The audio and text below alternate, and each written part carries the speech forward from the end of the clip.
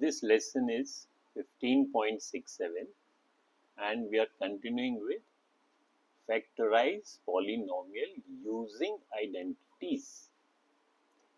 पिछले वीडियो में हमने देखा था कि हमने ये तीन आइडेंटिटीज को यूज किया to find factors of polynomial a plus b whole square, a minus b whole square, a square minus b square. अगर आप पहले दो आइडेंटिटीज को देखोगे, क्योंकि ये होल स्क्वायर है यानी कि इस पूरे ब्रैकेट का स्क्वायर है, इसमें भी पूरे ब्रैकेट का स्क्वायर है, सो इन दोनों आइडेंटिटीज को हम कह सकते हैं परफेक्ट स्क्वायर. ठीक है, इनका नाम रख सकते हैं परफेक्ट स्क्वायर.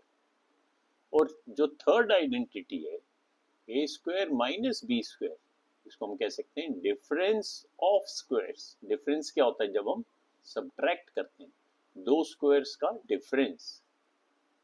तो ये तीन आइडेंटिटीज हमने लास्ट वीडियो में देखी.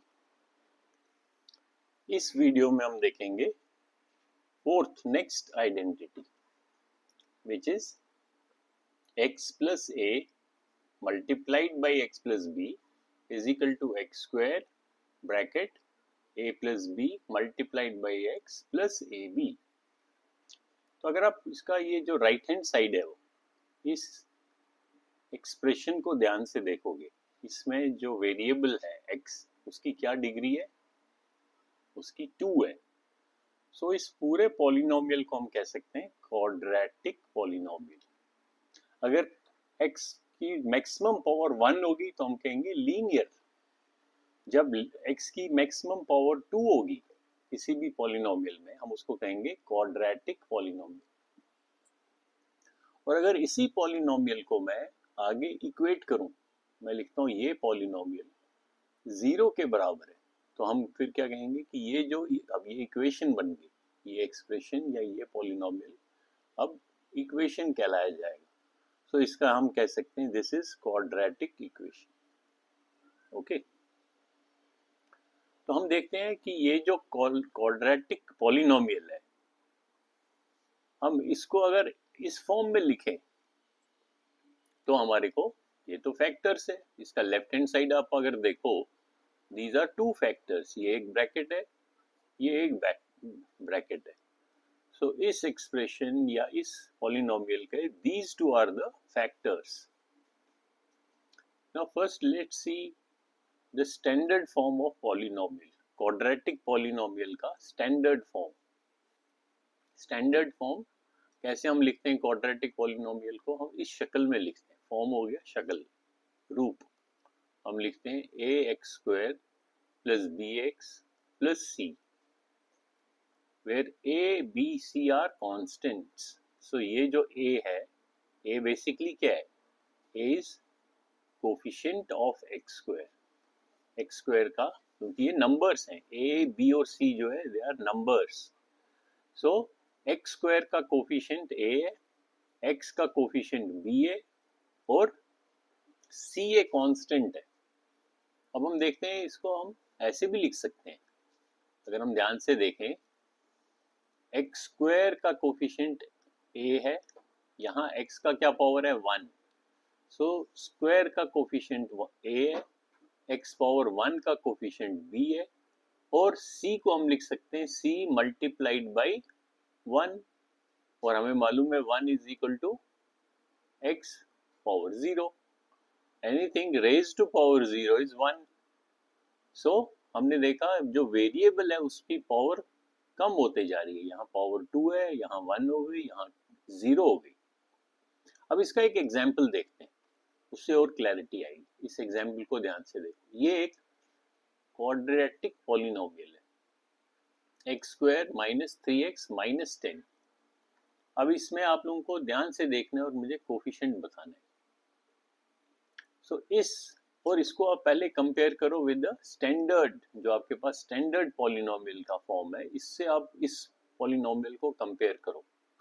तो इसमें a क्या है आपका? a हमने देखा a is coefficient of x square. So अब इस पॉलिनोमियल को देखो तो a will be, what will be a? सोचो, think about it. So A is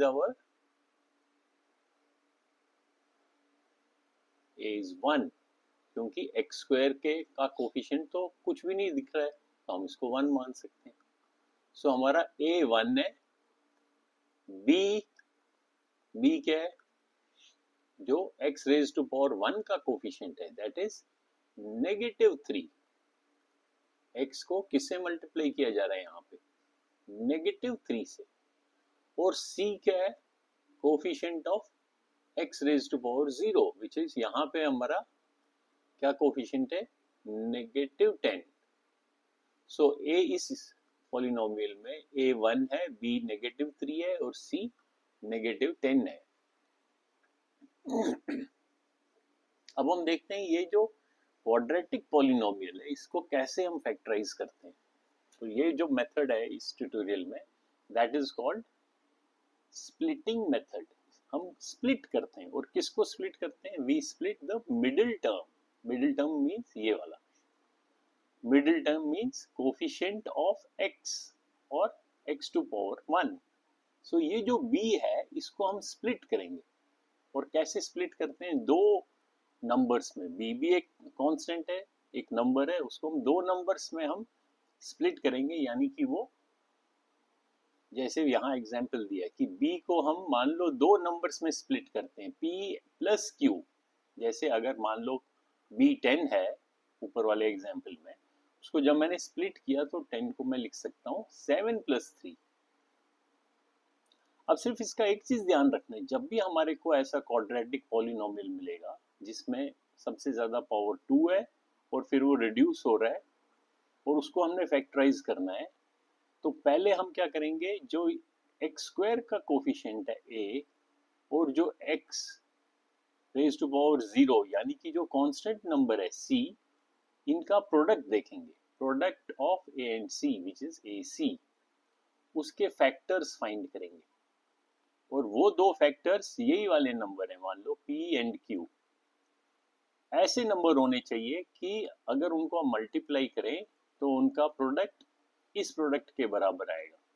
और अगर उनको ऐड करें तो वो b के बराबर आना चाहिए. दैट मीन्स जो ये कंडीशन है इसको आपने ध्यान रखना है. इस कंडीशन को आपने ध्यान में रखना है. क्या कंडीशन है? कि AC को अपने दो फैक्टर्स में डिवाइड करना है और वो P एंड Q ऐसे होने चाहिए अगर आप उनको ऐड करो तो वो B के बराबर बनना चाहिए. B is coefficient of x raise to power 1. तो इसके हम कुछ एग्जांपल्स देखेंगे.